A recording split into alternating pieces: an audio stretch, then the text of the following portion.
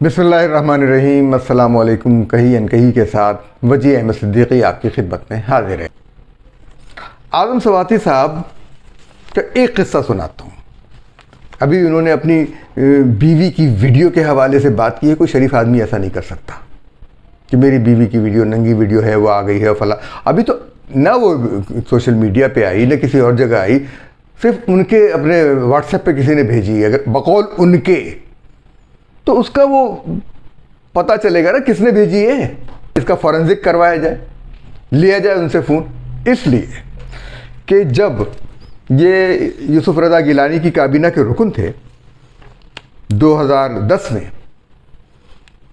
2008 में उनकी हुकूमत शुरू हुई थी यूसुफ रज़ा गिलानी की, तो अपनी ही काबीना के रुकन और वज़ीर मजहबी उमूर अल्लामा हामिद सईद काज़मी पर तहरीरी तौर पर इल्ज़ाम लगाया कि वो हज करप्शन और स्कैंडल में मुलव्विस है।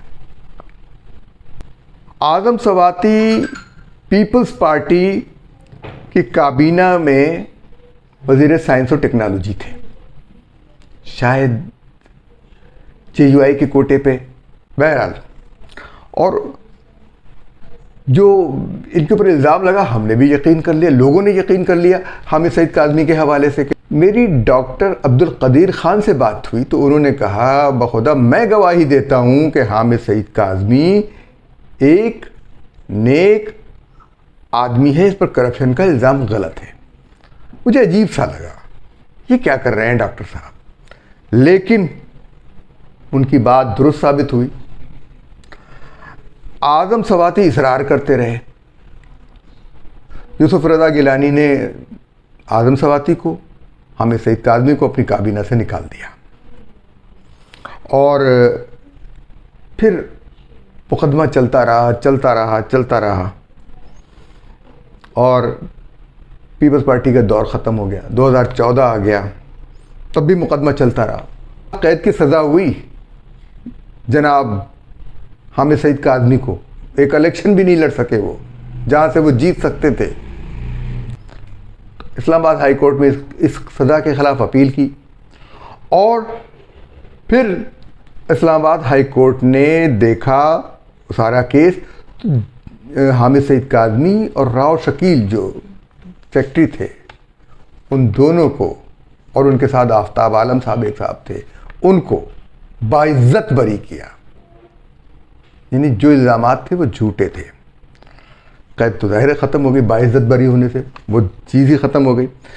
तो वो इन लोगों ने कहा कि फिर गड़े मुर्दे उखड़ेंगे, फिर फजूल बातें होंगी। इन्होंने आज़म सवाती पर कोई मुकदमा कायम नहीं किया, हालांकि ये मुकदमा कायम कर सकते थे। ये तो साबित हो गया कि आज़म सवाती ने एक झूठा इल्ज़ाम लगाया था।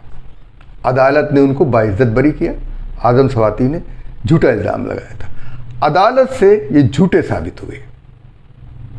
ये बात साबित करवानी चाहिए थी अल्लामा हामिद सईद काज़मी को कि अदालत इसको झूठा करार दे, जिस शख्स ने ये मुझ पर मुकदमा कायम किया है। 2 सितंबर 2009 में हामिद सईद काज़मी को पर हमला हुआ था इस मुकदमे से पहले, और नामालूम गनमैन ने हमला किया और जिसमें वो शदीद ज़ख्मी हुए। टांगों पर उनकी गोलियां मारी गई थी, उनकी टांगों पर बहुत शदीद ज़ख्मी रहे। कई दिनों तक अस्पताल में दाखिल रहे। वो बात करने के काबिल नहीं थे, बयान देने के काबिल नहीं थे, ज़ख्मी थे, खून बह रहा था उनसे। लोगों ने देखा, वीडियो में देखा गया हामिद सईद काज़मी की।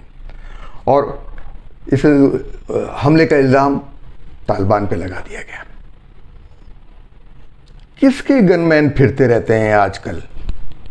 किन लोगों के गनमैन फिरते रहते हैं? जब ये PTI के वज़ीर थे आज़म सवाती, तो इन्होंने गरीब लोगों पर गन से हमला किया था। पकड़े गए थे वो, CDA की ज़मीन पे भी कब्ज़ा किया था और जो गरीब अपनी झोपड़ियाँ बना के बैठे थे उन पर भी हमला किया था। याद रहे, CDA वालों पर गनें किसने तानी थी। इसके बाद जो कुछ हुआ वो हमारे सामने है। ये आप बताएं कि सच्चा कौन है, झूठा कौन है, और ये मामलात आपको तय करने हैं। अलबत्ता हामिद सईद काज़मी से मुझे शिकायत है कि उन्होंने आदम सवाती के ख़िलाफ़ जवाबी मुकदमा क्यों नहीं किया। इजाज़त दीजिए, अल्लाह हाफ़िज़।